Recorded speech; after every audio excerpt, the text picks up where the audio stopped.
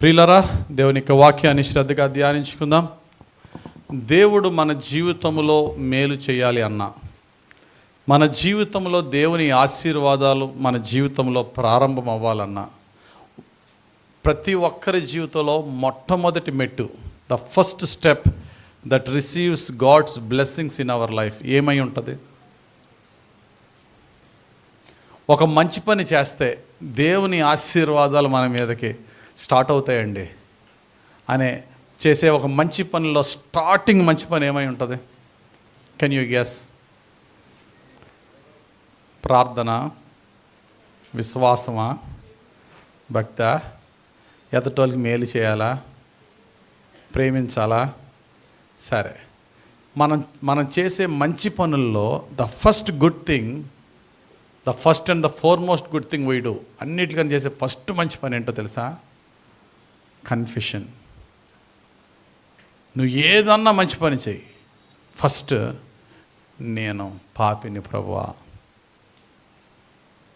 నేను అయోగ్యుడను ప్రభువా, నేను అనర్హుడను ప్రభువా, నేను నీ దీవెనలకు ఏ అర్హత లేని దానినయ్యా, నా పాత జీవితంలో ఎన్నో తప్పులు చేసిన వ్యక్తిని ప్రభువా, ఇప్పటికీ కూడా బలహీనుడైన వ్యక్తినయ్యా అని ఒక వ్యక్తి తన తప్పులను దేవుని దగ్గర ఒప్పుకొనుట తన జీవితంలో అనేకమైన ఆశీర్వాదాలకే ప్రప్రదమైన మెట్టి. నువ్వు ప్రార్థన చేయి, దానికంటే ముందు ఇది ఒప్పుకో. నువ్వు ఏ పుణ్యకార్యం చేయి, ఏదైనా చేయి, వాక్యమంతా విను, వాక్యమంతా ధ్యానించు, వాక్యమంతా నేర్చుకుని, వాక్యమంతా బోధించు. అన్నిటికంటే ప్రప్రదమైన విషయం ఏంటంటే కన్ఫెషన్, ఒప్పుకొనుట. ఎంత ఎక్కువగా మన జీవితంలో కన్ఫెస్ అవుతామో, ఎంత ఎక్కువగా మన జీవితంలో మన తప్పులను, మన బలహీనతలను ఒప్పుకుంటామో, అంత ఎక్కువగా దేవుని ఆశీర్వాదాలు పొందుకుంటాం. కనుక ఈరోజు మనం ధ్యానించే వాక్యము కన్ఫెషన్. దేవుని సన్నిధిలో కన్ఫెషన్ అంటే మూడు విషయాలండి. మూడు విషయాలు. ఒప్పుకోనుటంటే మూడు విషయాలు దేవుని దగ్గర అడగాల. ఒకటి, దేవుని దగ్గర మన తప్పును ఒప్పుకొనుట. రెండు, దేవుడు మనకిచ్చే శిక్ష న్యాయమని ఒప్పుకొనుట. ఏంటండి? మొట్టమొదటిగా ఏంటి? దేవుని దగ్గర మన పాపములు, మన తప్పులు, మన బలహీనతలు ఏమీ కవర్ చేసుకోకుండా ఒప్పుకోవడం. అది సంఘ ప్రార్థనలో, కుటుంబ ప్రార్థనలో జరగదు, ఏకాంత ప్రార్థనలో మాత్రమే జరుగుతుంది. ఏకాంత ప్రార్థనలో ఏమీ సిగ్గుపడకుండా, ఏమీ భయపడకుండా, ఆయన నా తండ్రి అని విశ్వసించుకొని ఆయన దగ్గర మన పాపంలో ఒప్పుకొనుట. రెండు, ఈరోజు నాకు వచ్చిన కష్టాలు లేక శిక్ష, ఏదైనా తీర్పు, వీటన్నిటికీ నేను అర్హుడినే ప్రభువా, నువ్వు నన్ను ఎంత కొట్టినా దానికి నేను పాత్రుడను ప్రభువా, ఈ శిక్షకు నేను పాత్రుడను ప్రభువా అని ఒప్పుకొనుట. అండ్ మూడవది, నన్ను కనికరించు ప్రభువా. మూడవది ఏంటి?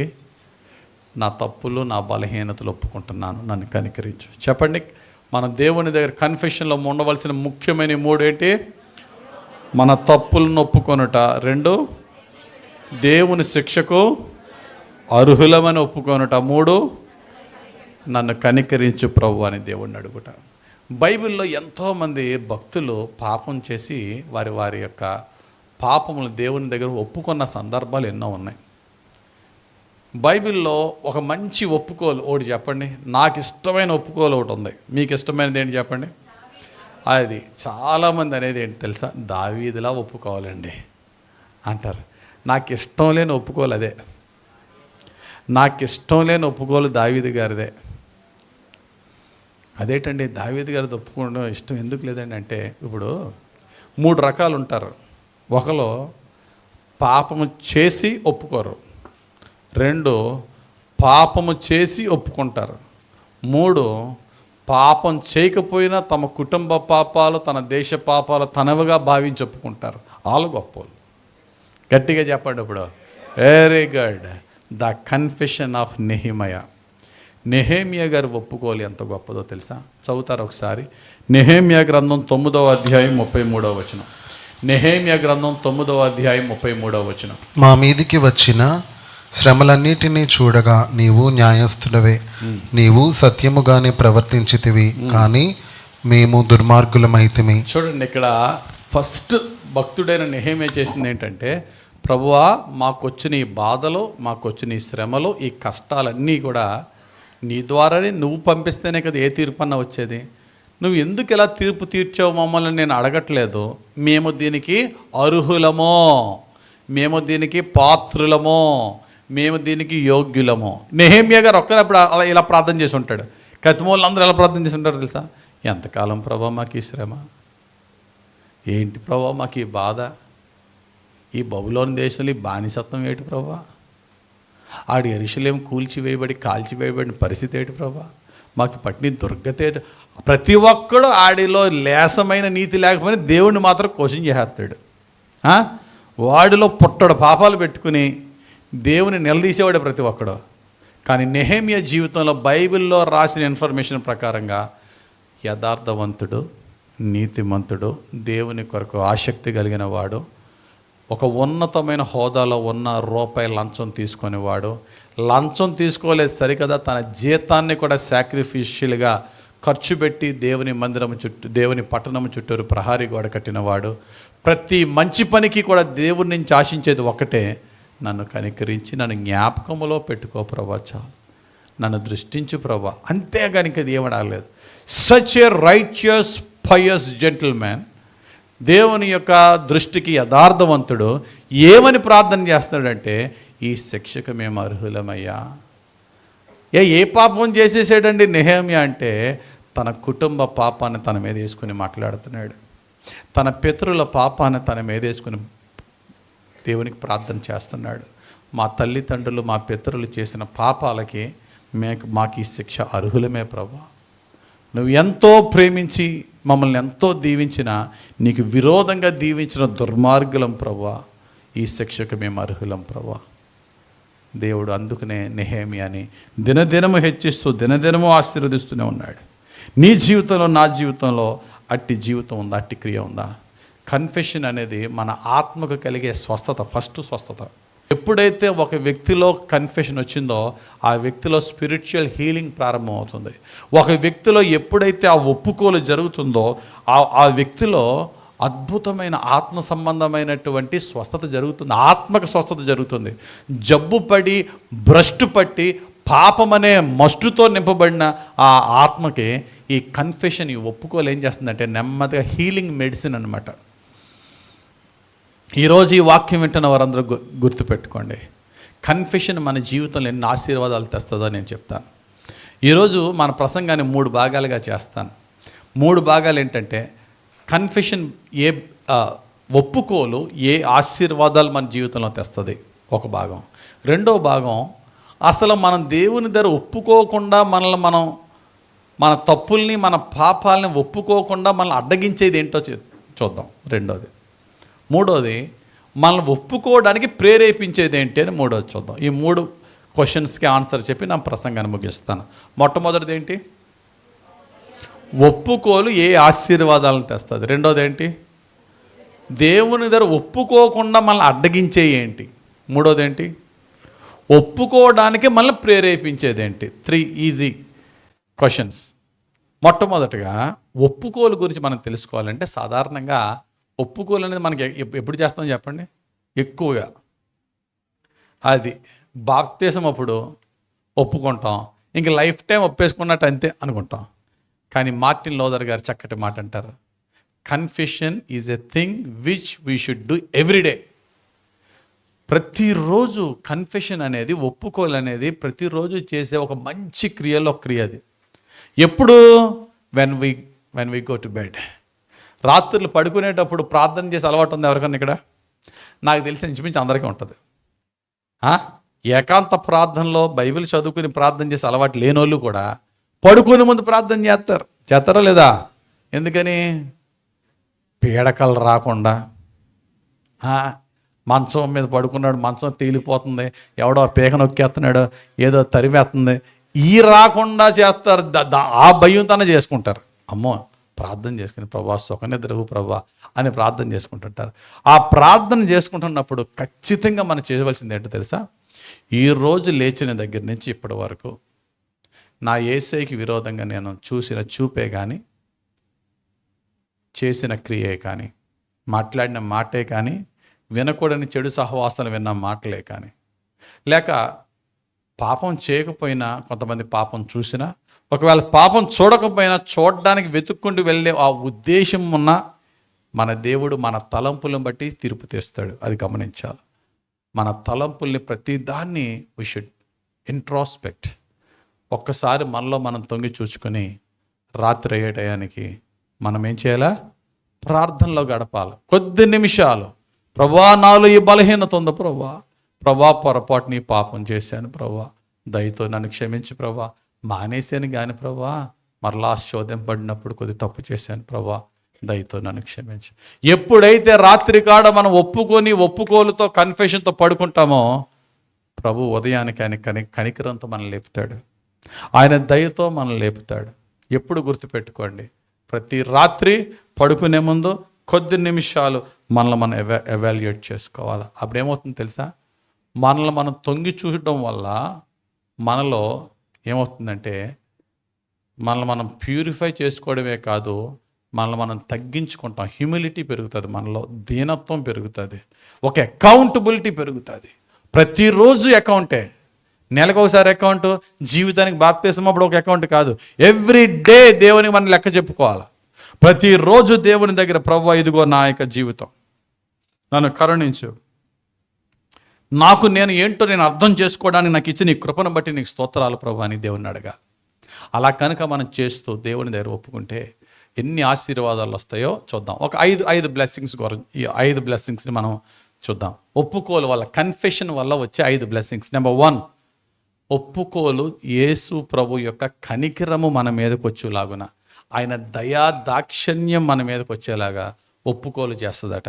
ఎవరైతే ఎక్కువ ప్రార్థన చేస్తాడో వాడిని కరుణిస్తానంటలేదు దేవుడు. అతిక్రమములు దాయకుండా అతిక్రమం ఒప్పుకొని విడిచిపెట్టువాడు కనికరము, దేవుని కనికరం పొందుతాడు. చదవన్నమాట సామెతల గ్రంథము 28వ అధ్యాయం 13వ వచనంలో భక్తుడైనటువంటి రాజైనటువంటి సొలొమోను చెప్పిన మాట. అతిక్రమములను దాచిపెట్టువాడు వర్ధిల్లడు, వాటిని ఒప్పుకొని విడిచిపెట్టువాడు కనికరము పొందును. ఇక్కడ 2 మాటలు ఉన్నాయి. 1 ఒప్పుకొనుట, 2 విడిచిపెట్టుట. దేవుని దగ్గర మనం చేసిన తప్పును ఒప్పుకోవడం, 2వది ఆ తప్పు మరలా చేయకుండా శక్తిని ప్రభుని అడగడం. ఎప్పుడైతే ఆ విధంగా ఒప్పుకొని విడిచిపెడతామో మనకి దేవుడు ఇచ్చే ప్రామిస్ ఏంటి? మెర్సీ, కనికరం. నీవు కనికరము పొందుతావు. కనికరం ఏంటో తెలుసా? కనికరం, mercy is the beginning of all blessings. కనికరము అన్ని దీవెనలు తీసుకొస్తుంది, కానీ ఆ కనికరాన్ని తెచ్చేది మాత్రం కన్ఫెషన్. అర్థమైందా? కనికరం, దేవుని కనికరం. ఇప్పుడు ఉదాహరణకి మనందరికీ అర్థమయ్యే భాషలో చెప్దాం. రోడ్డు మీద ఒక వ్యక్తి అడుక్కుంటున్నాడు. ఆడికి మనం ఏదో 1000 రూపాయలు ఇవ్వక్కర్లేదు, 10 రూపాయలు ఇవ్వడానికి కొంచెం ఎగ్జామిన్ చేస్తాం మన పైనుంచి కిందకి. వీడు నిజంగా అర్హుడేనా అంటామా? చూస్తామా? చూడకుండా వచ్చిన అందులో పంచిపెట్టుకుని వెళ్ళిపోతామా? అటువంటి వ్యర్థమైన ధర్మాలు చేయొద్దు. కొంతమంది రోడ్డు మీద చంటిపెట్టిన వేసిన అడుక్కుంటారు పెంచాలని. అటువంటి వాళ్ళకి అసలు ఎంకరేజ్ చేసి తిట్టేసి పంపేయండి. చంటిపెట్టిని ఆధారం చేసుకుని ఆని ఎండలో మార్చేసి చేస్తాం. అటువంటి కొన్ని బెగ్గింగ్ అనేది ఇప్పుడు చాలా భయంకరమైనటువంటి మాఫియాలా తయారైపోయింది. కొంతమంది వాళ్ళని హైర్ చేసుకుని బెగ్ చేసుకుని వాళ్ళని ఒక మోటా మెయింటైన్ చేస్తారు. సో వాట్ ఎవర్, ఒకడికి మనము ఏదైనా దానం చేయాలి అంటే ఫస్ట్ ఏం చేస్తాం? చూస్తాం. చూసిన తర్వాత ఆడి మీద మనకి దయ కలిగితే అప్పుడు ఏదో ఒక ధర్మం చేస్తాం. అంతేనా? దయ కలగకుండా ధర్మం చేస్తామా? ఏ ధర్మం అన్నా అలాగే దేవుడు మనల్ని దీవించాలంటే మన వాస్తవం మాట్లాడండి, మన అందరూ అడుక్కునే వాళ్ళు మేము దేవుని దగ్గర. అంతేనా? మన ప్రార్థనలో స్తుతులు కృతజ్ఞతలు 40%, 30%, 70% రిక్వెస్ట్లేనా? అంతే. దేవుని దగ్గర మనం అఫీషియల్గా అడుక్కునే వాళ్ళమే. ఆయన మన మీద జాలి చూపి మనకి ఏదైనా పాడేయాలంటే మన దగ్గర ముందు ఏం కావాలి? ఆయనకి మన మీద కనికరం రావాలా? కనికరం రావాలంటే మనలో ఏముండాలా?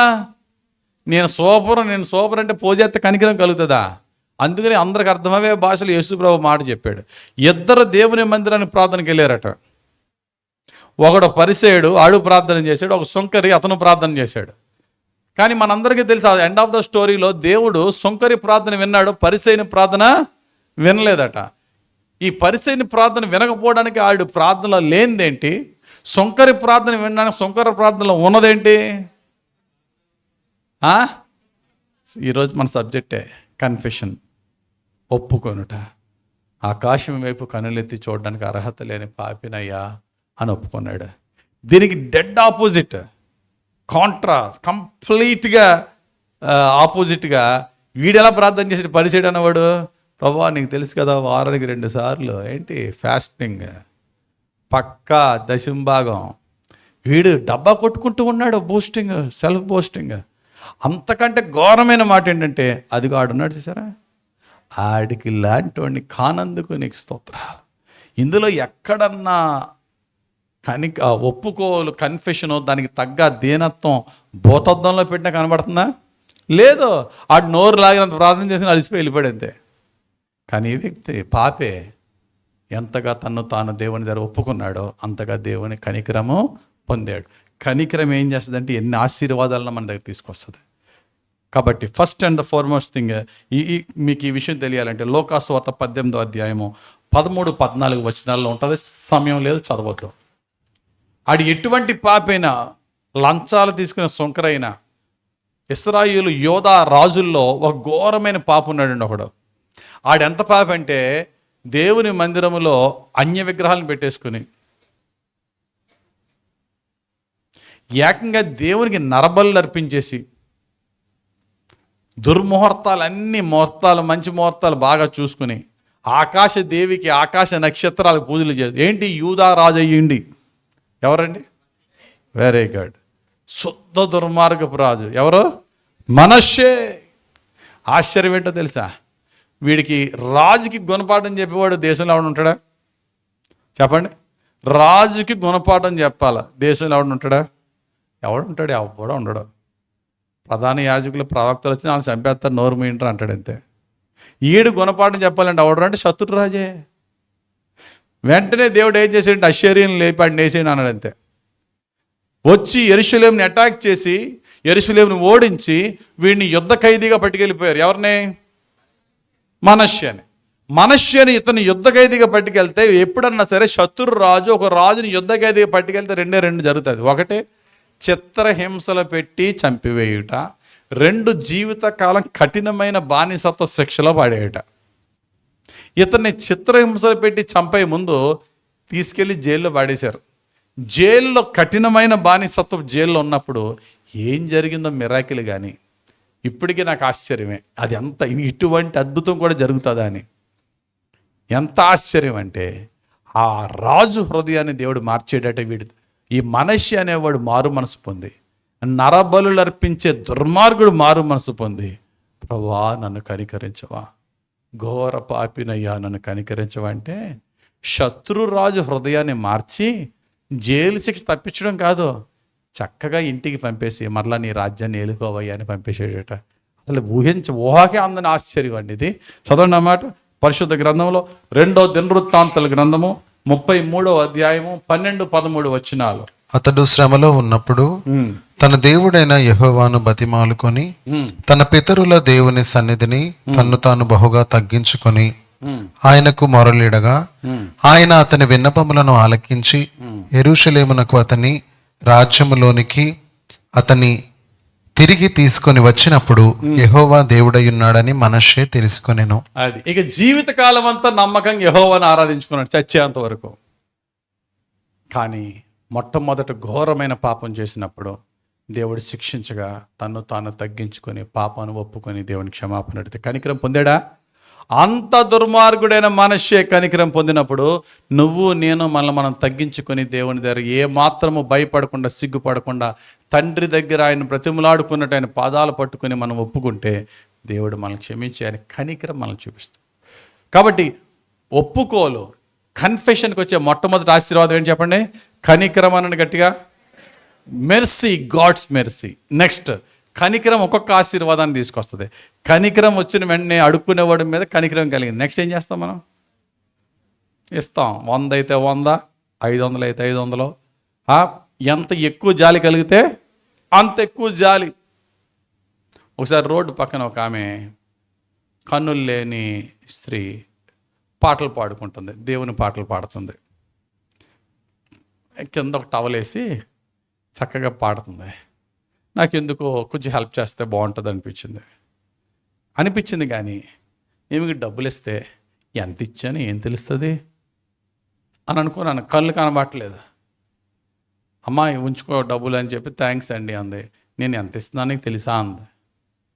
ఆమె టచ్ చేయడానికి 2-3 నోట్లు, ఏ నోట్ ఇచ్చి with a single touch 100 note అండి, 200 నోట్ అండి, 500 టక చెప్పేస్తుంది. మనం దాన్ని పైనుంచి కిందకి స్కాన్ చేసినా సరే మనకి తెలియదేమో, కానీ దొంగ నోటో మంచి నోటో even with a feather touch just అలా టచ్ చేసి అది ఏ నోటు కూడా చెప్పేస్తుంది. ఫేక్ నోటు కూడా వాళ్ళకి జస్ట్ ఆ టచ్లో తెలిసిపోతుంది. ఆమె యొక్క యథార్థతను బట్టి కొంచెం పెద్ద నోటు ఇచ్చి బ్లెస్ చేసి రావాలనిపించింది, ఇచ్చేసి వచ్చాను. ఇవ్వడానికి కారణం ఏంటి? ఆమె మీద నాకేం కలిగింది? జాలి కలిగింది. దీనస్థితిని బట్టి చక్కగా అఫీషియల్ నీట్గా తనకున్న తలాంతుతో అడుక్కుంటుంది, మనం సహాయం చేసాం. అలాగే మన జీవితంలో కూడా దేవుని కనికరం మన దగ్గరికి వచ్చిందనుకో, దేవుడు అయ్యో అని చెప్పి వెళ్ళిపోయే దేవుడు కాదు.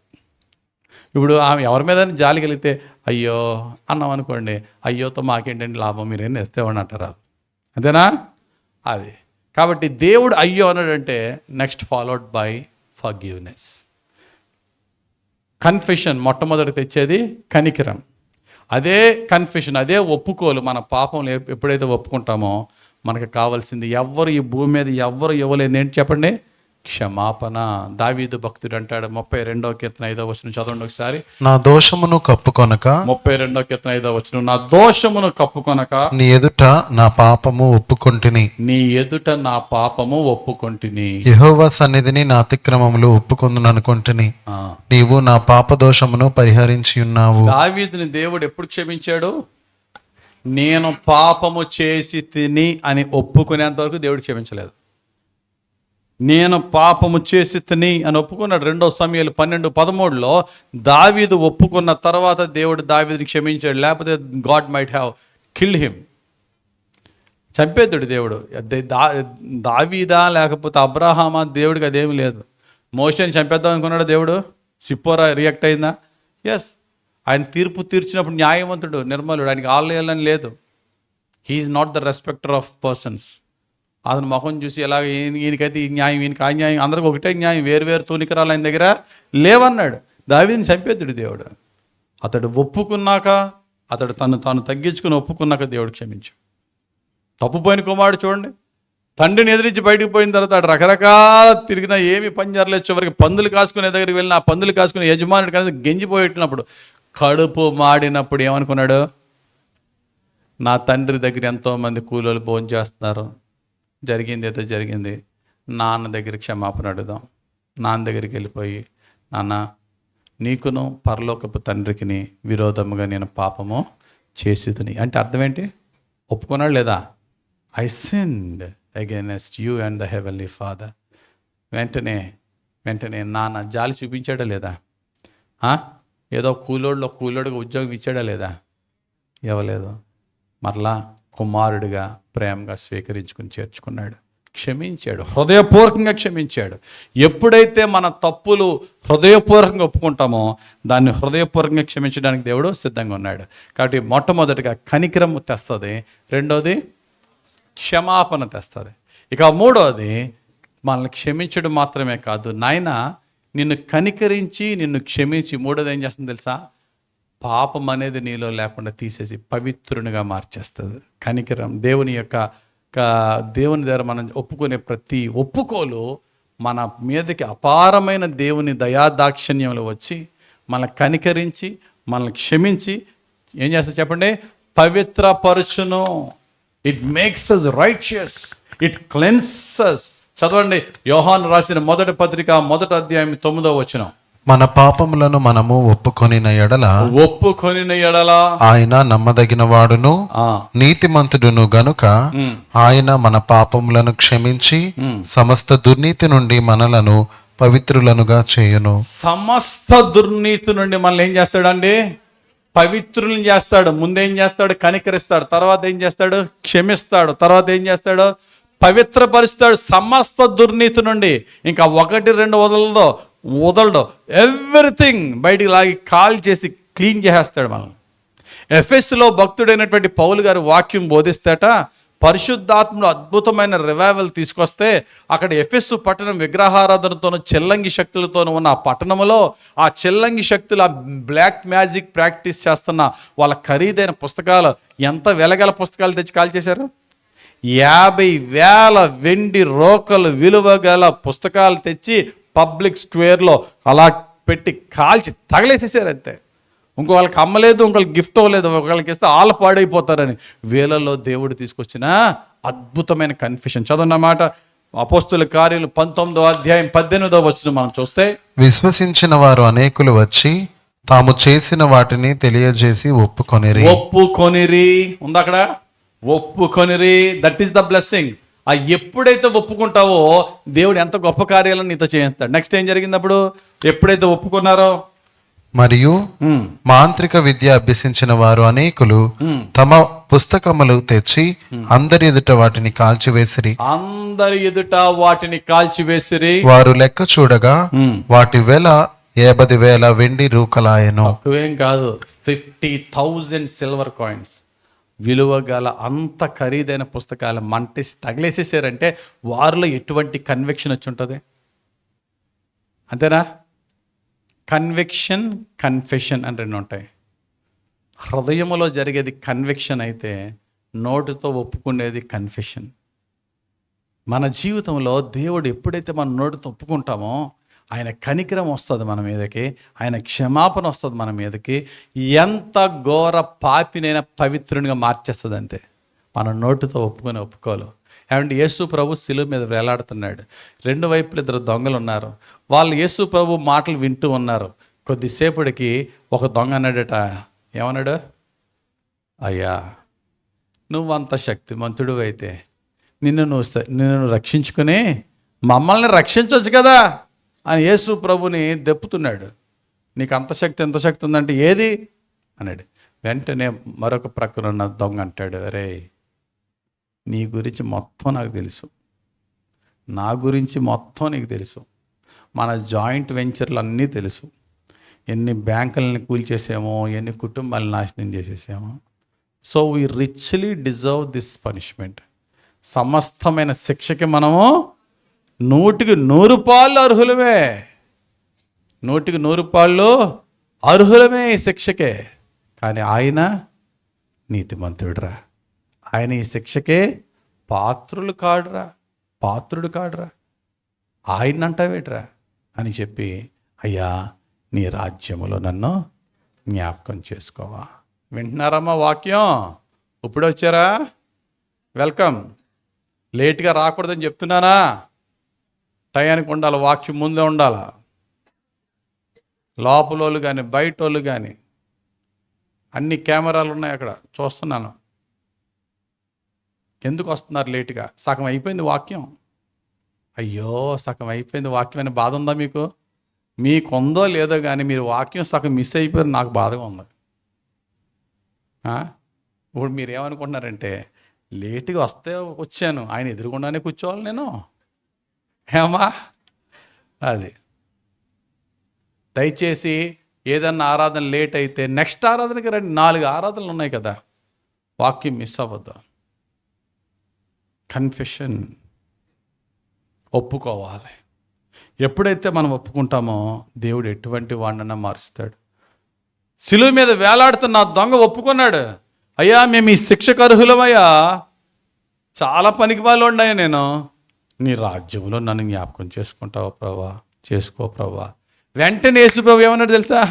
వారి బాబు నీకు ఇంకా చాలా క్వాలిఫై అవ్వాలరా, నువ్వు చేసి నీ మామూలా అన్నాడా? నేడే నాతో కూడా నీవు పరదేశంలో ఉంది. అక్కడ ఎవరుంటారు? అబ్రహాము, దానియేలు, బాప్తిసమిచ్చి యోహాను, ఏలియా, ఎలీషాలతో బల్ల పంచుకుంటున్నాడు. అక్కడైనా భోజనం బల్ల కలిసి భోజనం చేస్తారు, అక్కడ ఎంజాయ్ చేస్తారు, అక్కడ విశ్రాంతి తీసుకుంటారు, అక్కడ ఫెలోషిప్ ఉంటుంది. They SIT together, they enjoy they life together. మీరు అక్కడ భోజనం చేస్తారండి, మీరు అక్కడ భోజనాలు ఉంటాయంటారే మీరు. అంటే దే ఎంజాయ్ ద ఫెలోషిప్. ఎవరి సముఖంలో ఫెలోషిప్? రోషం గల ఏలియా, బాప్తిసమిచ్చి యోహాను పక్కన వెళ్ళి కూర్చుంటారండి. ఎవరు? జీవితకాలం అంతా కూనీలు చేసి పాపాలు చేసిన వ్యక్తికి ఎటువంటి ఆనర్ ఇచ్చాడు చూసావా దేవుడు?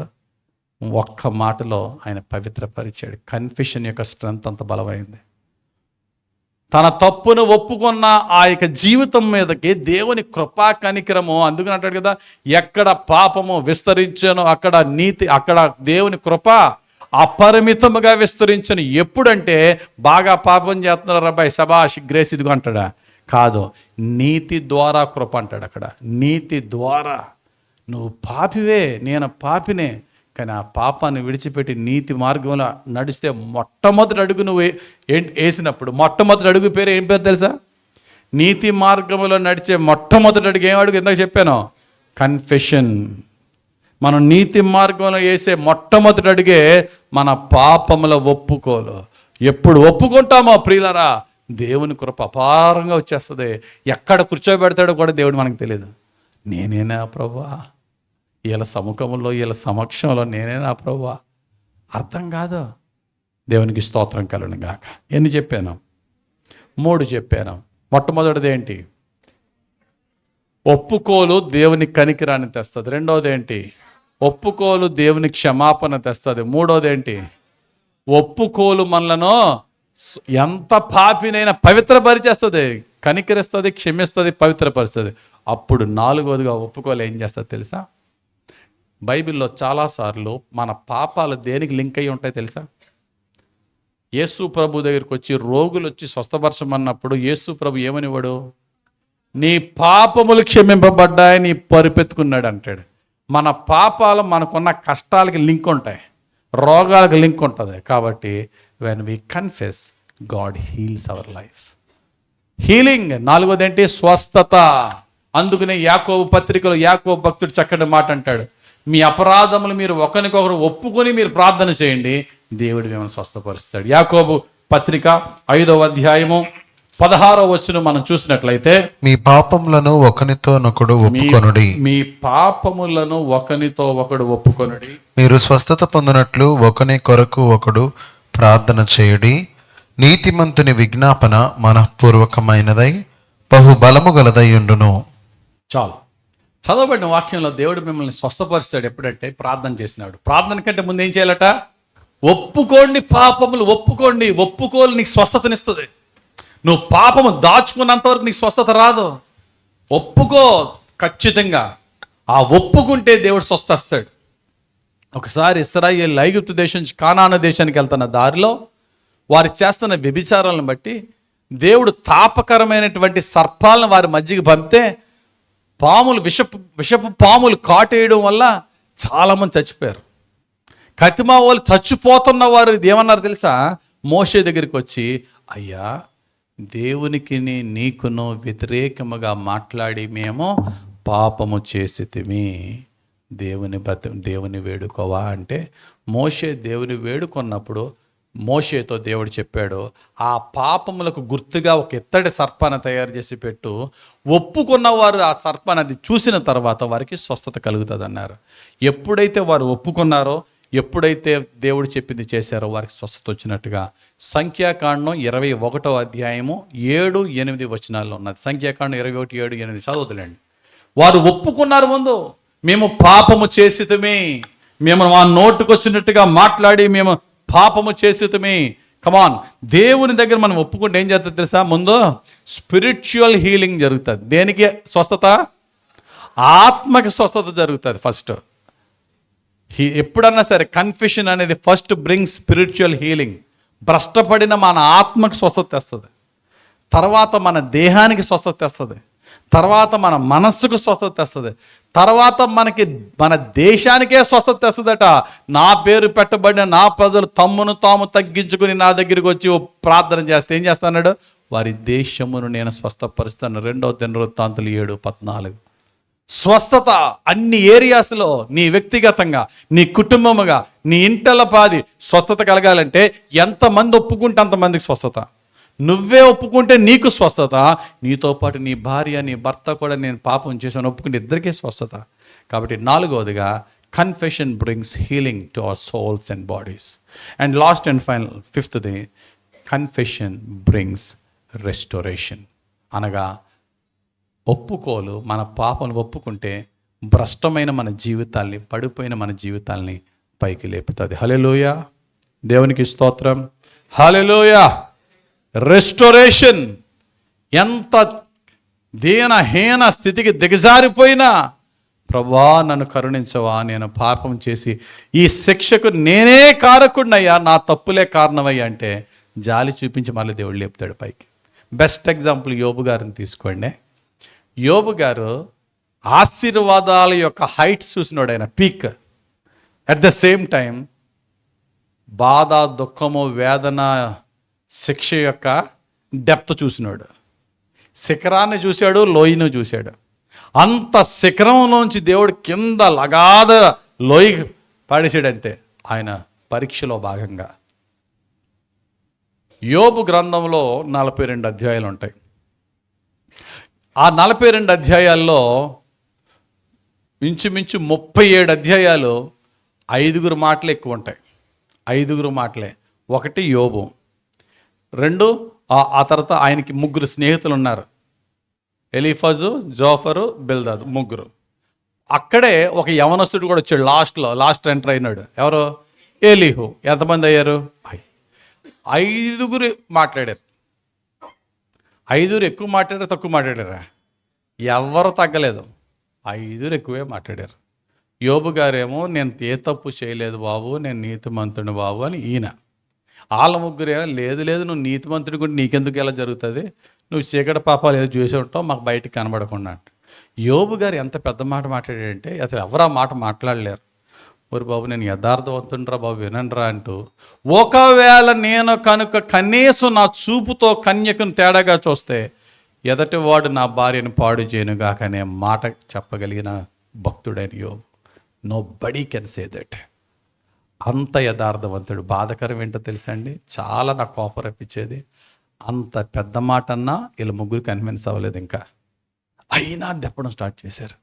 నీకు తెలియదు, నువ్వు చాలా మూర్ఖంగా మాట్లాడుతున్నావు, ఎలాగ దేవుడు ఎందుకు చేస్తాడు? ఇలా దేవుణ్ణే సపోర్ట్ చేస్తున్నాడు కానీ నీతిమంతుని తీర్పు తీర్చేస్తున్నారు. వీళ్ళు చాలామంది చేసే తప్పదే. కొంతమంది ఏదో మేము దేవుని పక్షంగా మాట్లాడి దేవదూతల్లా మాట్లాడేస్తూ ఉంటారు.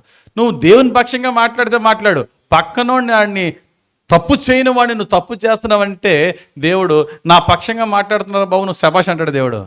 No, how dare you to speak against a righteous man, to judge a righteous man. నా పక్షంగా మాట్లాడి నీతిమంతుడు నిన్ను దోషమని నువ్వు తీర్పు ఎవడరా నువ్వు అంటాడు దేవుడు. ఇప్పుడు యోబేమో గొంతు చించుకుని తన బాధ చెప్పుకుంటున్నాడు, 3 ఏమో యోబుని తీర్పులు తీర్చేస్తున్నారు. 4వ వాడైనటువంటి ఎలీహు కుర్రోడు లేచి మీరు సరిగ్గా మాట్లాడి నేను మాట్లాడతాను చూడని ఆయన మాట్లాడాడు. అంత అయిపోయిందమ్మా. ఇది చాలా ఇంపార్టెంట్ మాట, గుర్తుపెట్టుకోండి. అంత అయిపోయింది. లాస్ట్లో దేవుడు ప్రత్యక్షమయ్యి ఎవడరా ఇక్కడ గోల నాన్ సెన్స్ మాట్లాడాడు మీలో ఎవరు? ఇప్పుడు మన ఒక అధికారి వచ్చాడు అనుకోండి, ఒక పోలీసే వచ్చాడు అనుకోండి, బయట ఏదో 10 మంది కుర్రోళ్ళు ఎవడక్కడ గట్టిగా మాట్లాడేటే ఎవడన్నా నేనన్నట్టడా అన్న కదా. అలాగా తండ్రి అయినటువంటి దేవుడు వీళ్ళ 5 డిస్కషన్లో లాస్ట్లో వచ్చి వ్యర్థమైన మాటలు మాట్లాడి జ్ఞానాన్ని నిరర్ధకము చేస్తున్నవాడు ఒకడు ఉన్నాడు ఇక్కడ, ఎవడో అన్నాడు. 5 ఎవరై ఉంటారు చెప్పండి మన అభిప్రాయ ప్రకారంగా? 5 ఎవరై ఉంటారు? ఎలీహువా, లేకపోతే 3 స్నేహితులా, యోబా? మోర్ ఆర్ లెస్ అందరూ ఎక్కువ మాట్లాడిన వాళ్ళే. వాస్తవంగా చెప్పాలంటే 5 యోబులో ఉన్న యథార్థత 4 ఇంత లేదు. కానీ ఆ 4 దేవుని పక్షంగా మాట్లాడారు, కాదనట్లేదు. కానీ 4 కాదు 5 కూడా ఎంతో కొంత అజ్ఞానం ఉంది. అందరిలో చెప్పాలంటే ఎవరు బెటరు? యోబు గారు బెటర్. కానీ ఆశ్చర్యం ఏంటో తెలుసా, ఈ నలుగురు దొరలాగా ఒకళ్ళొకళ్ళు చూసుకున్న వారే కానీ చెయ్యెత్తి ఆ దోషిని నేనేనయ్యా అన్నవాడు యోబు అక్కడే. చదవండి యోబు గ్రంథం 38వ అధ్యాయం 2వ వచనం. యోబు గ్రంథం 38వ అధ్యాయం 2వ వచనం.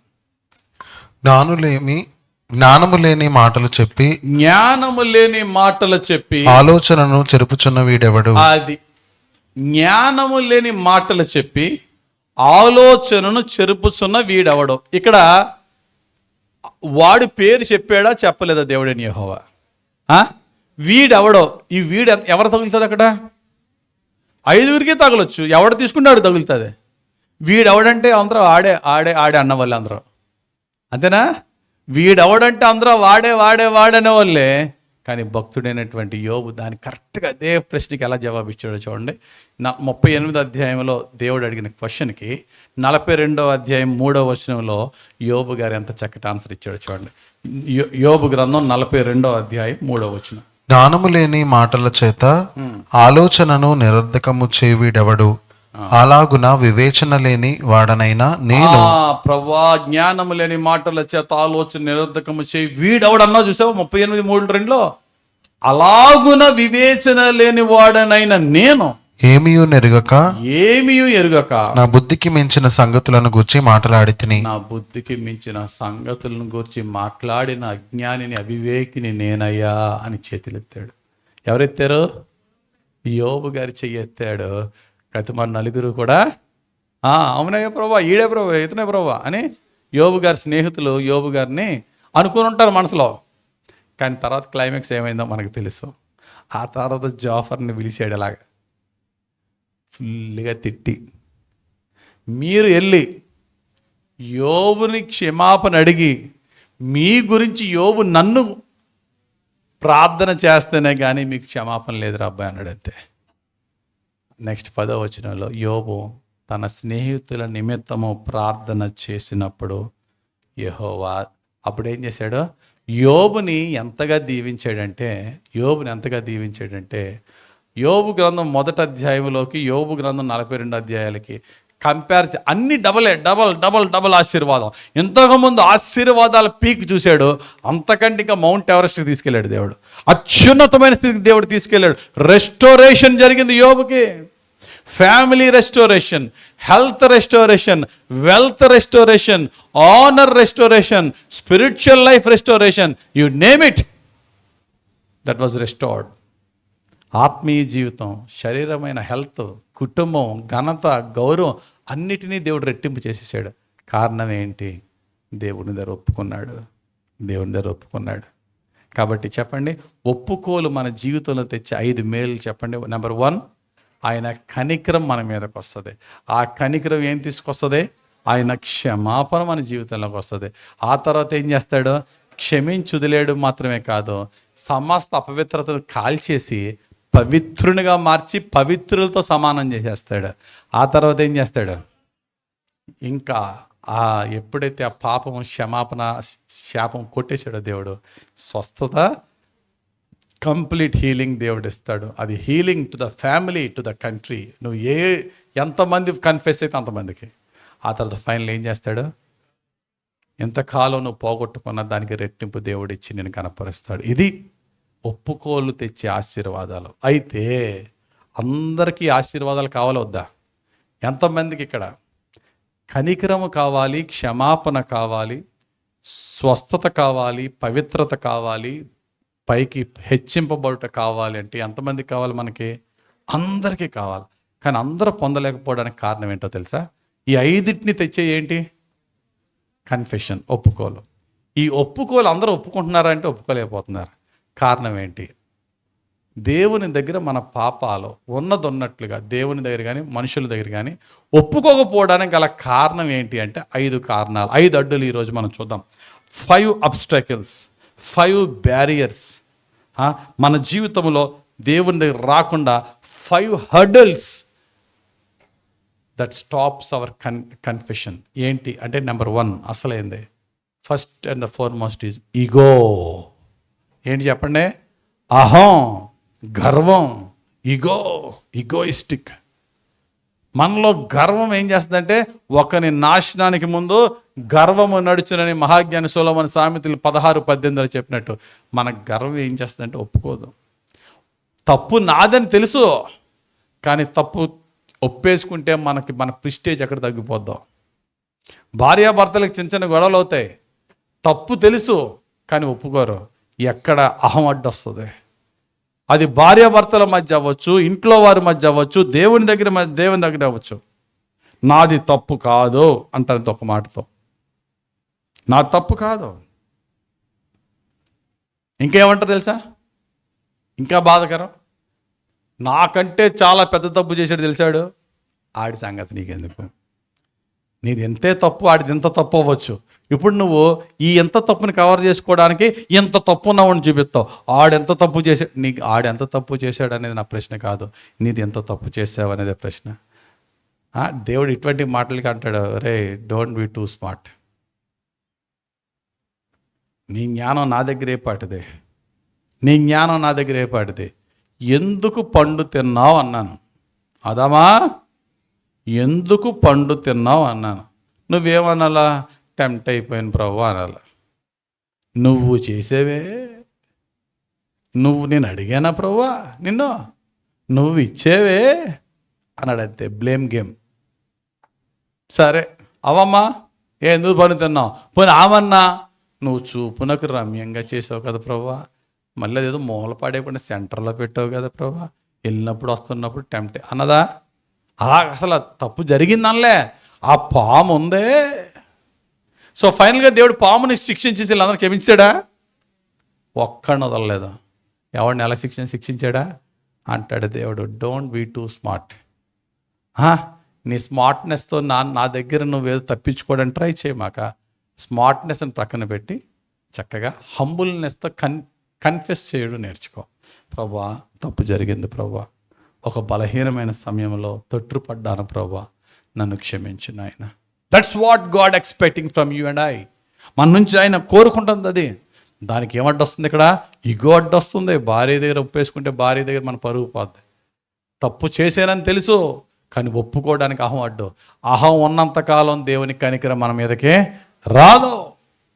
నెంబర్ 1 ఈజ్ అహం. ఇంకా రెండోది ఏంటో తెలుసా?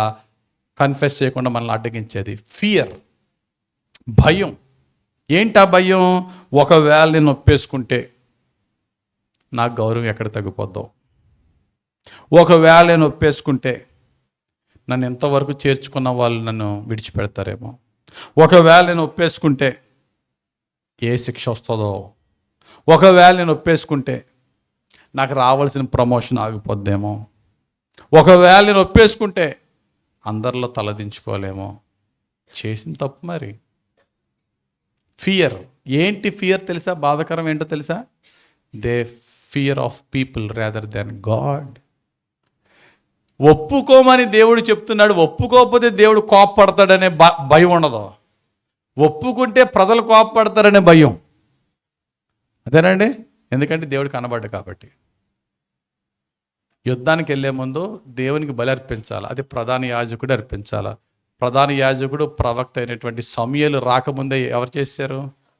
సౌలు చేసేసాడు. ఏ రాజా ఇలా చేసావంటే ఆ చేతకాన మాట ఒకటి మాట్లాడతాడు, ఏంటంటే ప్రజలకి భయపడి. అంటే నువ్వు ప్రజలకి భయపడుతున్నావు, దేవుని చిత్తానికి విరోధంగా చేయడానికి దేవుడంటే భయం లేదా నీకు? దేవుడంటే భయం లేదా? ప్రియమైన దేవుని సంగమా, ప్రజల కంటే దేవునికి భయపడదాం. ప్రజలు ఏమన్నా సరే భరిస్తాం, కానీ దేవుని కోపాన్ని నేను భరించలేనని చెప్పి వెంటనే భయాన్ని ప్రక్కన పెట్టి ఒప్పుకుందాం. కాబట్టి మనం ఒప్పుకోకుండా మనల్ని అడ్డగించేది రెండోది ఏంటండి? భయం. ఇక మూడోది, this is the worst of all. ఇప్పుడు నేను దీనికి 5 చెప్తున్నాను కదా, 5 కారణాలు చెప్తున్నాను కదా, 5 భయంకరమైన పనికిమాలిది ఇదే, self justification. The worst of all అనగా సెల్ఫ్ జస్టిఫికేషన్ ఏంటి? తన్ను తాను సమర్థించుకొనుట. నోరేసుకుని పడిపోయి, నాకు నోరుంది కదా, నాకు జ్ఞానం ఉంది కదా, నాకు అధికారం ఉంది కదా అని నోరేసుకుని పడిపోయి, తను ఏదైనా సరే నువ్వు ఏదైనా చెయ్యి, మరి ఏం చేస్తాం? పరిస్థితులు అటువంటివి. సింపుల్గా మరి ఏం చేస్తాం? పరిస్థితులు అటువంటివి, మన పైన ఉన్న ఆఫీసర్ ఒత్తిడి అటువంటిది, ప్రక్కన వాళ్ళు అలా ప్రొవోక్ చేశారు, I was forced, I have no choice, ఇలాగ లేకపోతే దానివల్ల లేకపోతే నేను చేస్తానా, వాట్ ఎవర్. ఈరోజు దేవుడు చెప్తున్నమాట, సౌలు లాంటి మహారాజే ఎవరి మీద తోస్తాడు బ్లేమ్ని? ప్రజల మీద తోస్తాడు అంతే. మొదటి సమయలు 15:15 ఉంటుంది. సింపుల్గా తోస్తాడంతే పక్కన వాళ్ళ మీద. నాదేమి తప్పు కాదు, మా ఆఫీసులో ఉన్న పరిస్థితులు అలాంటివి, నేను ఇప్పుడు వచ్చి ఏం చేయను, ఎప్పటి నుంచో జరుగుతుంది. కరెక్టే, నువ్వు ఎందుకు తీసుకున్నావు, నువ్వు ఎందుకు? వాళ్ళు అడుగుతున్నారు, ఇది కాదయ్యా, నీ గురించి మాట్లాడయ్యా.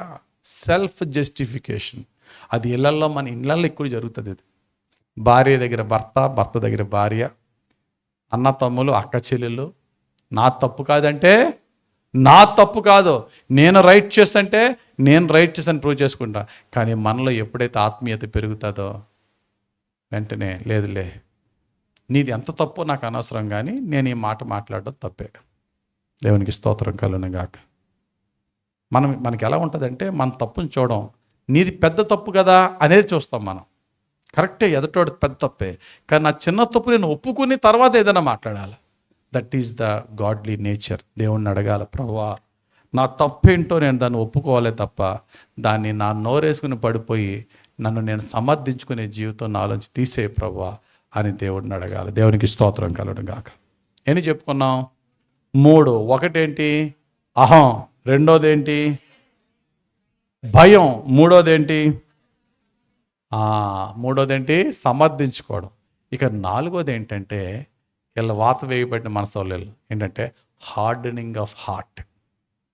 హార్డనింగ్ ఆఫ్ హార్ట్ అంటే ఏంటంటే, హృదయాన్ని కఠినపరిచేసుకుంటారు.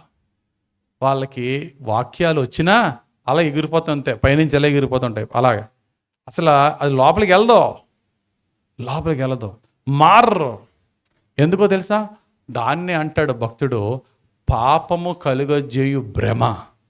చాలా చక్కటి మాట. చదవండి ఆ మాట. హెబ్రీయులకు రాసిన పత్రిక 3వ అధ్యాయం 14వ వచనం. Hebrews chapter 3 and verse 14 says, పాపము వలన కలుగు భ్రమ చేత మీలో ఎవడును కఠినపరచబడకుండానట్లు, మీ హృదయాలను కఠినపరచుకోవద్దు అంటున్నాడు దేవుడు. కఠినపరచుకుండానట్లు నేడు అనబడు సమయం ఉండగానే ప్రతిదినమును ఒకనికొకడు బుద్ధి చెప్పుకొనుడి. చాలు. నేడు అను సమయము ఉండగానే ప్రతి దినము ఒకరినొకడు ఎప్పుడు బుద్ధి చెప్పుకుంటారు? నీ పక్కన ఎవడుంటే బుద్ధి చెప్తాడు? నువ్వు ఆత్మీయత కలిగిన వానితో ఫెలోషిప్ చేసినప్పుడు, సంఘ బిడ్డలతో ఫెలోషిప్ చేసినప్పుడు, నువ్వు బయట సెంటర్ కుర్రోళ్ళతో ఫెలోషిప్ చేసినప్పుడు ఆడు బుద్ధి చెప్తాడా? ఎలా బుద్ధి చెప్తాడు? మన సంఘంలో ఒక ఆయన సాక్ష్యం చెప్పాడు. ఏమని సాక్ష్యం చెప్పాడంటే, విపరీతంగా తాగేస్తున్నానండి, నేను తాగుడికి అలవాటు పడిపోయి ప్రతి చిన్న గొడవలకు వెళ్ళిపోతున్నాను, ఇప్పటికే బోల్డెని కేసులు అన్నీ ఉన్నాయి. ఒకసారి అయితే ఓన్లీ త్రాగుడు వల్ల నన్ను కేసు అయ్యి నన్ను కోర్టుకి వెళ్ళిపోయింది. కోర్టుకి వేసేసారు. కోర్టులో ఫైన్ వేశారు. ఉదయం నుంచి సాయంకాలం వరకు పిలుస్తారు జడ్జి గారు, అలా నిల్చుని ఉన్నాను. మొత్తానికి వెళ్ళి ఫైన్ వేశారు. ఫైన్ కట్టి ఇంటికి వస్తున్నాను. అదో బ్రతికి ఇదంతా తాగుడు వల్ల ఈ అవమానం, ఇంక తాగుడు మానేద్దామని చెప్పి దారంతా తాగుడిని తిట్టుకుంటూ వస్తాను. కరెక్ట్గా ఆటోలో మా సెంటర్లో దిగాను. అక్కడ మా బ్యాచ్ ఉన్నారు. రారా అన్నారు. సరదాగా వెళ్ళాను. మళ్ళీ ఫుల్ తాగేసాను. అదని చెప్పి సాక్ష్యం. అంత తిట్టుకుని, అంత హేట్ చేసుకుని మళ్ళా సెంటర్కి వెళ్ళేటప్పటికి మళ్ళీ మా కుర్రోళ్ళు ఉన్నారు. మరలా ఫుల్గా తాగేసాను. ఇంకా నా జీవితం బాగుపడదని నాకు తెలిసిపోయింది, అందరికి తెలిసిపోయింది. కానీ ఆశ్చర్యం ఏంటంటే, ఒకరోజు దేవుని మందిరంకి వచ్చి దేవుని వాక్యం విన్న తర్వాతట, అది ఇందాక సాక్ష్యం విన్నాను, 1.5 years అయింది ఇప్పటికి మందు ముట్టుకుని మానేశాడు కంప్లీట్గా. దేవునికి స్తోత్రం కలుగుగా. 1.5 years తన భార్య నిలబడి సాక్ష్యం చెప్పింది. అద్భుతంగా మా ఆయన మారిపోయాడండి. ఎలా మారిపోయాడు? ఒకసారి ఇక్కడికి తీసుకొచ్చింది వాళ్ళ ఆయన్ని. ఒక్కసారి మాట్లాడిన పాస్టర్ గారు అంటే, నా మాటలు తవడం మారడం, వాక్యం చెప్తున్నప్పుడు ఏదో కూర్చుని మూల కూర్చుని నువ్వు వింటే హోలీ స్పిరిట్ గారు మార్చుతాడు. నేను కూర్చోబెట్టి మందు తాగి వాళ్ళని మార్చేస్తే చాలామందిని మార్చేసుకుంది నీ పాటికి. అలా పని జరగదు. Only word can change. Only word can change. ఆ వర్డ్ కూడా వినేవాడిలో దీనత్వం ఉండాలి. పరిశుద్ధాత్మని కనికరించాడు, అతని బట్టు అతని భార్య కన్నీటి ప్రార్థన బట్టు మారిపోయాడు. దేవుని వాక్యాలు వింటున్నప్పుడు మన హృదయాన్ని అది తాకినప్పుడు మనం మారేమా, మన జీవితాలు ఆశీర్వదింపడతాయి.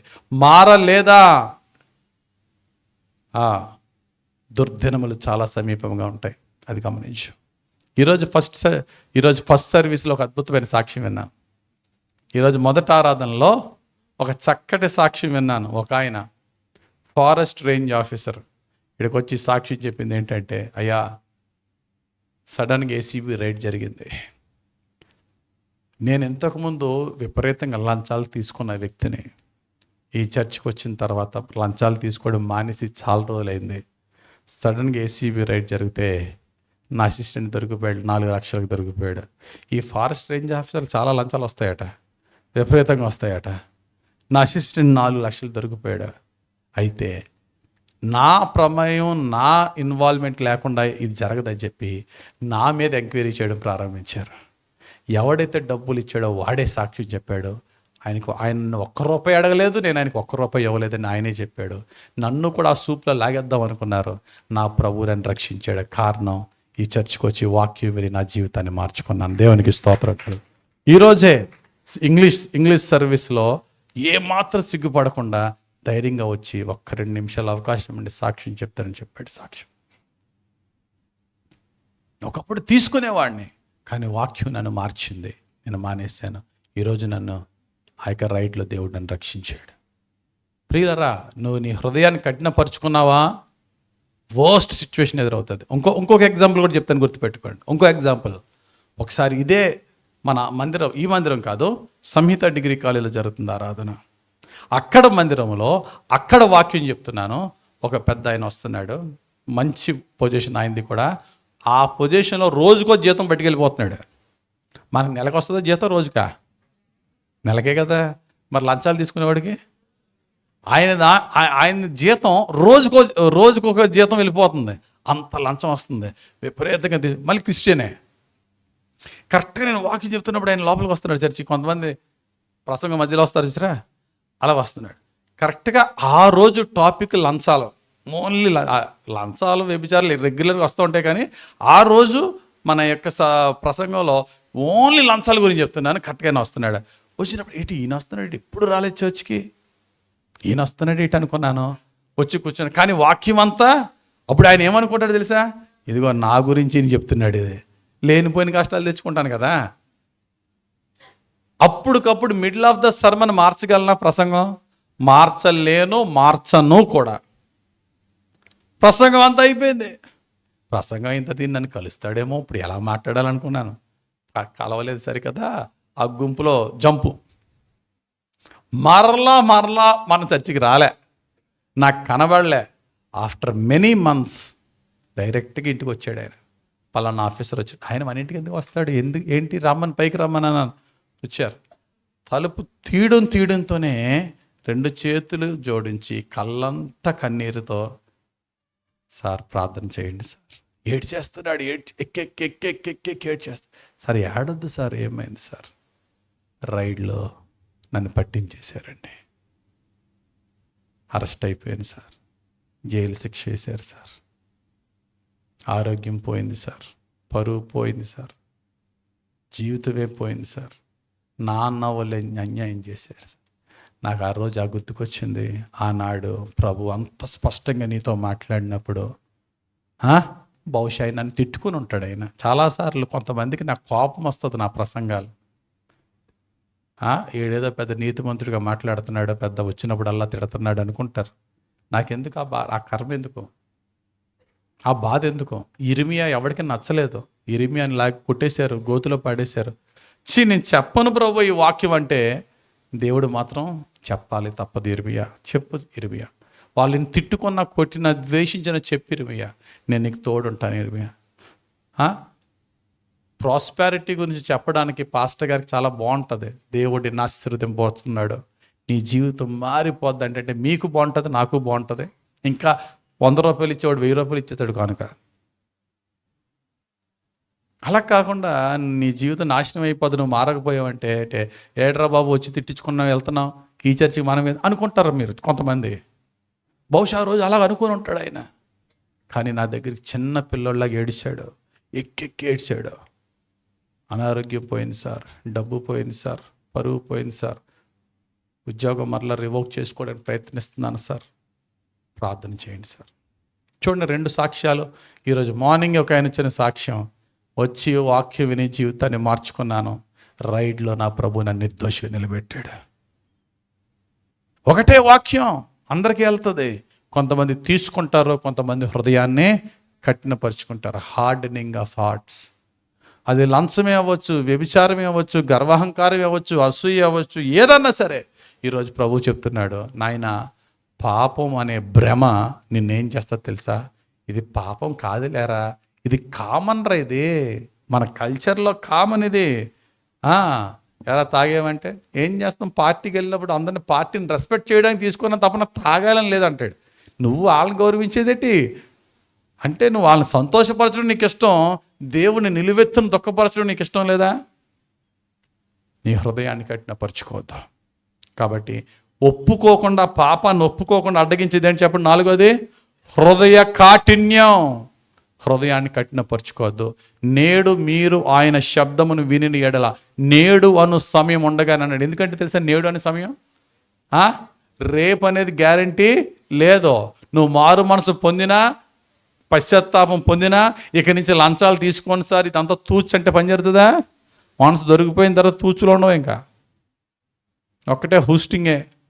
కాబట్టి 4వది హృదయ కాఠిన్యం. అండ్ లాస్ట్ అండ్ ఫైనల్ ఏంటో తెలుసా? ఆత్మీయ గురుడితనం, స్పిరిచువల్ బ్లైండ్నెస్. అనండి అందరూ గట్టిగా, ఆత్మీయ గురుడితనం అనండి. పాపం చేసినప్పుడు మనకి పాపం ఏం చేస్తుందంటే ఆత్మీయ గురుడితనం రప్పిస్తుంది. బెస్ట్ ఎగ్జాంపుల్ ఎవరు తెలుసా? చక్కగా మాస్టర్ ప్లాన్ వేసి ఉరియాని చంపించాడు దావీదు. 3వ కంటికి తెలియకుండా బెత్షెబాని తెచ్చి పాడు చేసేసాడు.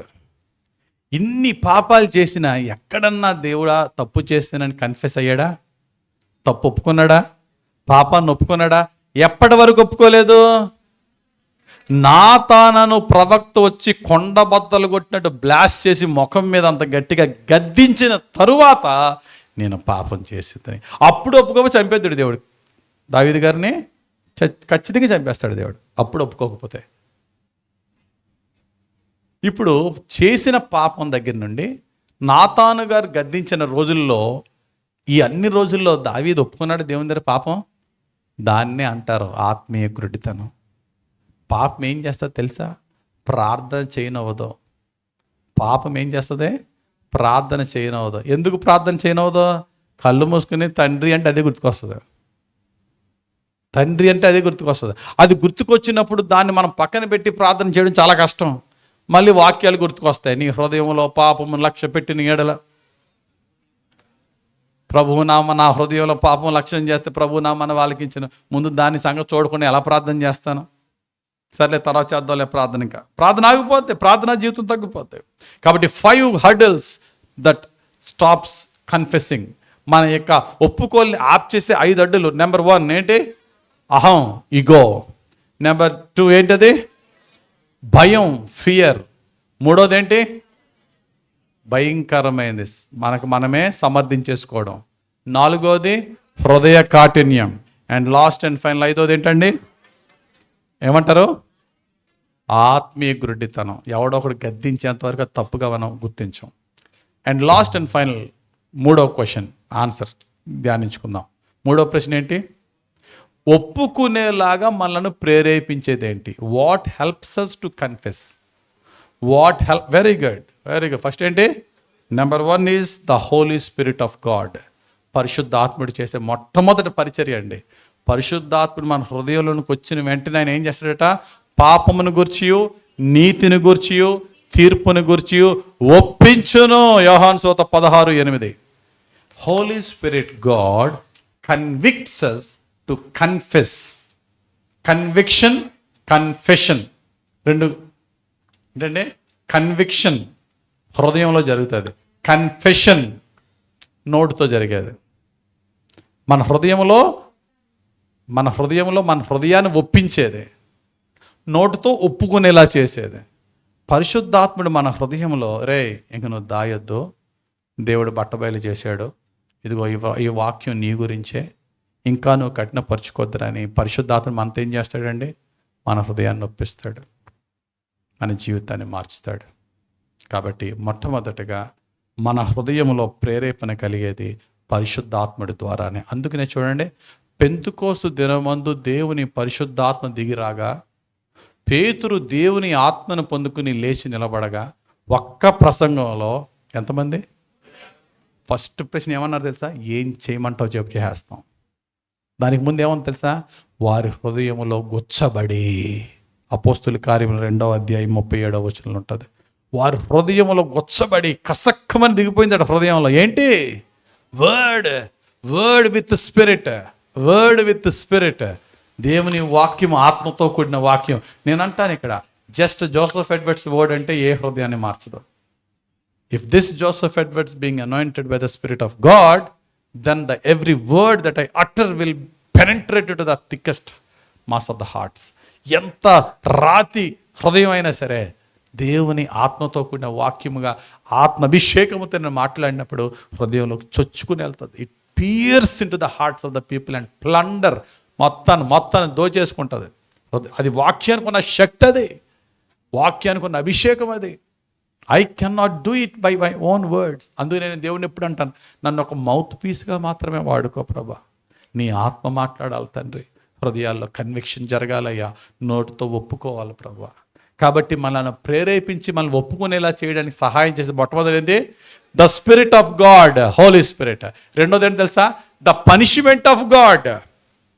అక్కడ కొట్టేటప్పటికి దేవుడు ఐసీయూలో పడి, ప్రభువా పాపిని ప్రభువా, ఎక్కడెక్కడ ఒప్పుకోవాలి అన్నీ వచ్చేస్తాయి.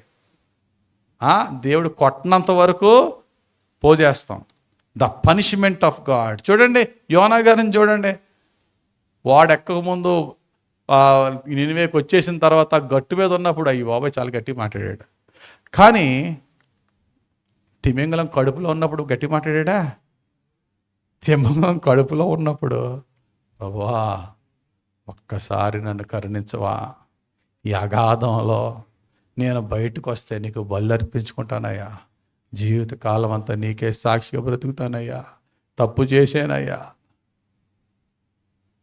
ఎందుకని? ఆయన ఉన్న సిచ్యువేషన్ అటువంటిది, ఆయన ఉన్న ప్లేస్ అటువంటిది. ఏ ప్లేస్ అది?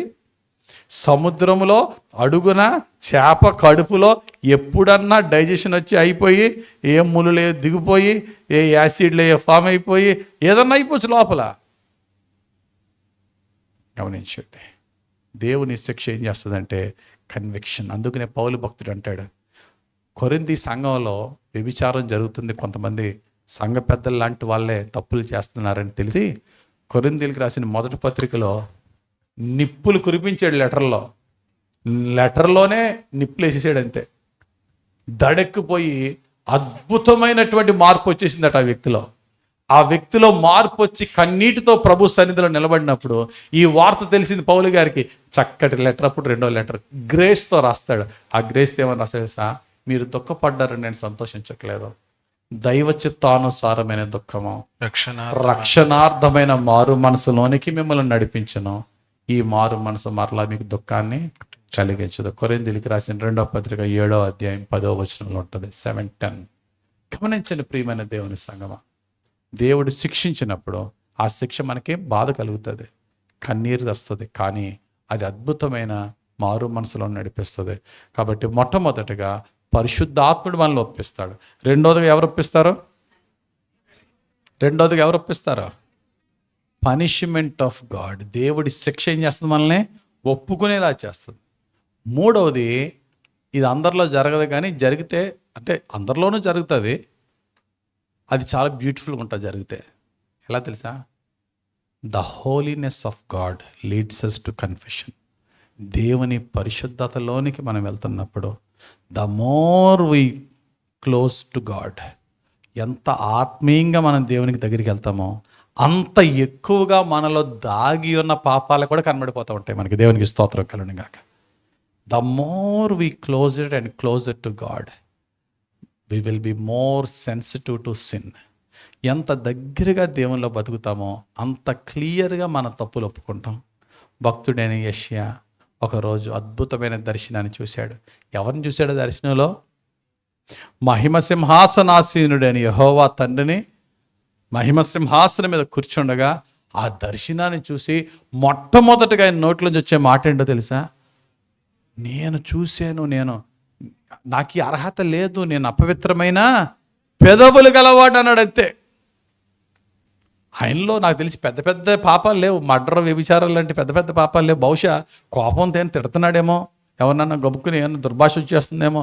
అది కూడా, ఆ పాపం కూడా కనబడిపోయింది ఆయన దగ్గర. ఒక్కసారి ఆయన లైఫ్ స్కాన్ అయిపోయి, నేను అపవిత్రమైన పెదవులు గలవాడినే, I don't deserve to see this such a holy vision, అయ్యో అయ్యో అయ్యో అంటున్నాడు.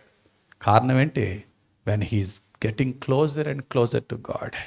ఎంత దగ్గర అవుతున్నాడో దేవునికి అంత సెన్సిటివ్గా మారిపోయాడు ఆయన. మనం ఎంత ఆత్మీయంగా, the holiness of God leads us to confession.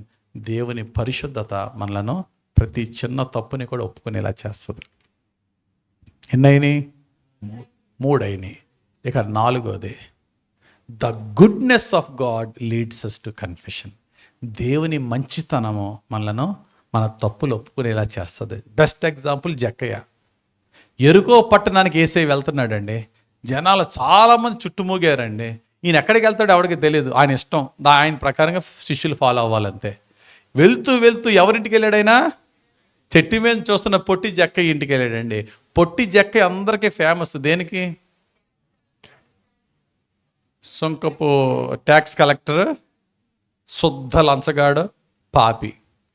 కానీ యేసు ప్రభు అతని ఇంటికి వెళ్తున్నప్పుడు ప్రక్కన ఉన్న వాళ్ళందరూ ఏమన్నారండి? ఎరుకో పట్టణంలో ఎంతమంది యథార్థవంతులు ఉన్నారు, ఎవడింట్లు కాదని చెప్పి ఆ దుర్మార్గుడు పాపింటికి వెళ్తున్నాడు చూడని చెప్పి యేసు ప్రభుని రకరకాలుగా దూషించుకునేవారు దూషిస్తుంటే, యేసు ప్రభు అన్నాడు, నశించిన పాపి దగ్గరికి నేను వెళ్తానన్నాడు.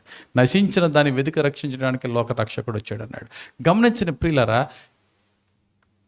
జక్కయ్య లంచాలు మానే, నువ్వు లంచాలు తీసుకుంటున్నావు ఏమని అన్నాడేసయ్యా?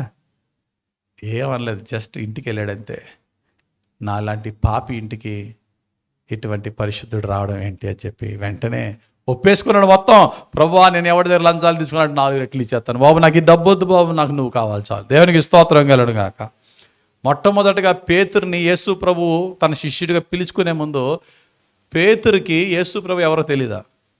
జస్ట్ యేసు ప్రభు అన్నాడు, నువ్వు ఒడ్డున పెట్టిన ఆ యొక్క నీ పడవ మీదకి వచ్చేపు నేను నిలబడొచ్చా నేను అన్నాడు. సరే నిలబడు అన్నాడు. నిలబడి ప్రభువా కూడా అనలేదు. నిలబడు ఏముంది అన్నాడు. ఎవరో ఒక ఆయన బోధకుడేమో అనుకున్నాడు. బోధ అంతా చేశారు, అయిపోయింది.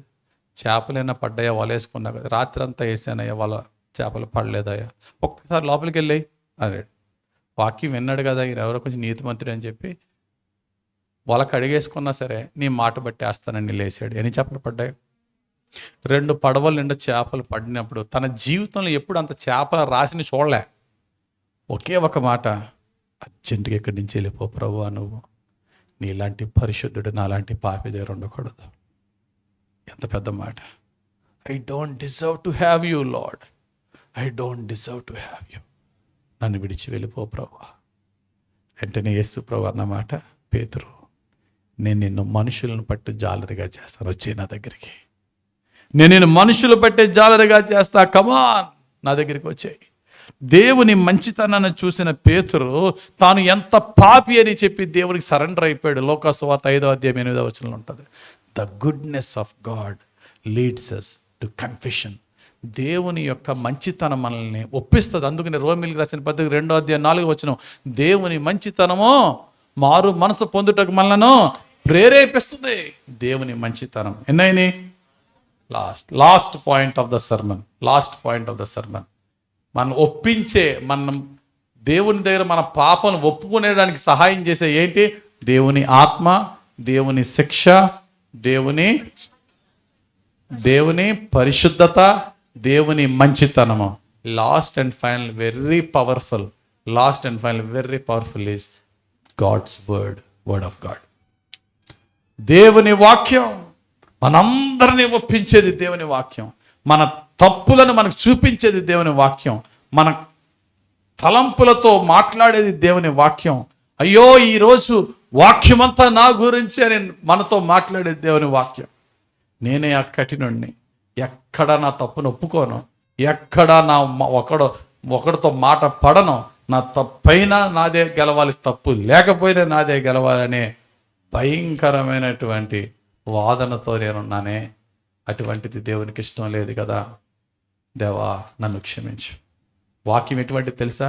ఒప్పిస్తుంది. రెండంచులు గల ఖడ్గము వంటిది, ప్రాణాత్మలను వేరు చేసి డిసెక్షన్ చేసేస్తుంది. క్రాస్ సెక్షన్ అన్ని సెక్షన్లు చేస్తుంది గుడిని, హృదయాన్ని.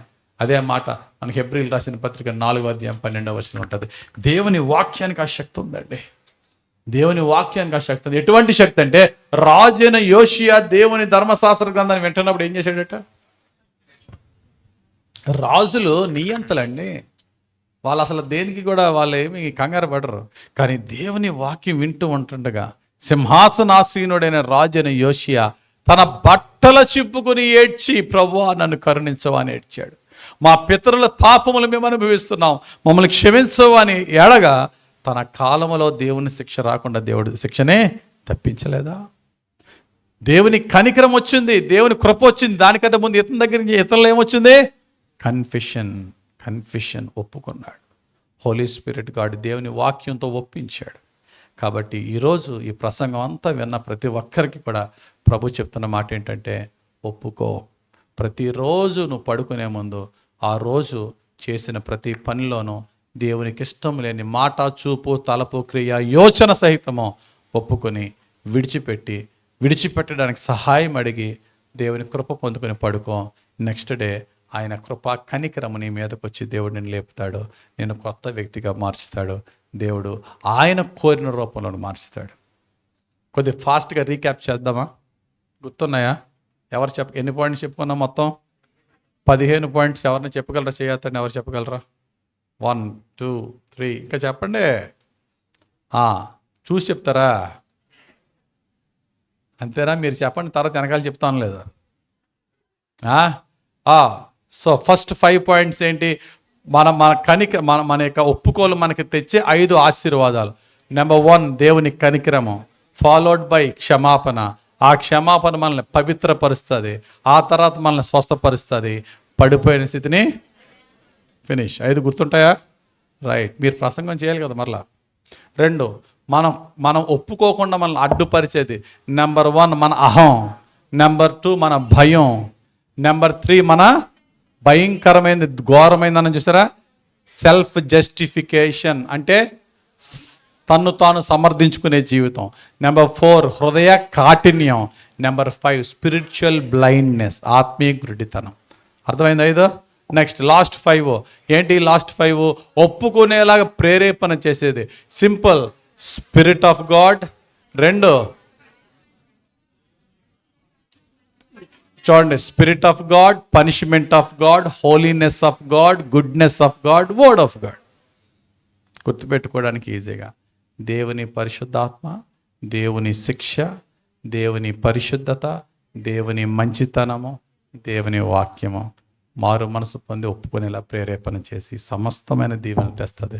దేవుడు అట్టి దేన హృదయము, అట్టి అకౌంటబిలిటీతో, దేవునికి లెక్క చెప్పుకునే హృదయముతో ప్రతిరోజు దేవుని దగ్గర మన ఒప్పుకొని మన తప్పులు, పాపములు, అపరాధములు ఒప్పుకొని దేవుని క్షమాపణ అడిగి విడిచిపెట్టి దేవుని కృప పొందుకొని దేవుని కనికరం పొందుకునే భాగ్యము పరిశుద్ధాత్ముడు మనందరికీ దయచేసి పరమ తండ్రి మనల్ని దీవించును గాక. ఆమేన్. దయచేసి ప్రతి ఒక్కరు కూడా ఒక్క నిమిషం ప్రార్థనలో ఉండండి. వాక్యము దేవుడు ఫలింపజేసేలాగా చిన్న ప్రార్థన చేద్దాం. పరిశుద్ధుడా, ప్రేమ కలిగిన తండ్రి, ధ్యానించిన వాక్యం అంతటిని బట్టి నీకు ప్రార్థన చేస్తున్నాను. ఎన్నో మారులు మేము పాపం చేసి నీ దగ్గర ఒప్పుకోకుండా ఉన్న పరిస్థితులు, లేక ఎదుటి వాళ్ళతో మేము తప్పు చేసి వాళ్ళ దగ్గర ఒప్పుకోని పరిస్థితులు, లేక ఎవ్రీడే లైఫ్లో అయ్యా గట్టిగా మాట్లాడి మా సొంత జ్ఞానాన్ని ఉపయోగించుకొని తప్పును ఒప్పుకోకుండా ఉన్న పరిస్థితుల్ని జ్ఞాపకం చేసుకుంటున్నాం. ఈ వాక్యం ద్వారా మా జీవితాన్ని మార్చుకొని ఎదటివాడిది ఎంత పెద్ద తప్పైనా, నాది చిన్న తప్పైనా, తప్పును ఒప్పుకునే జీవితం మాకు దయచేసి నీ కనికరం పొందుకునే భాగ్యం మాకు దయచేయమని యేసుక్రీస్తు వారి అతి పరిశుద్ధ నామములో ప్రార్థించి వేడుకొనిచున్నాం తండ్రి. Amen. Amen. God bless you.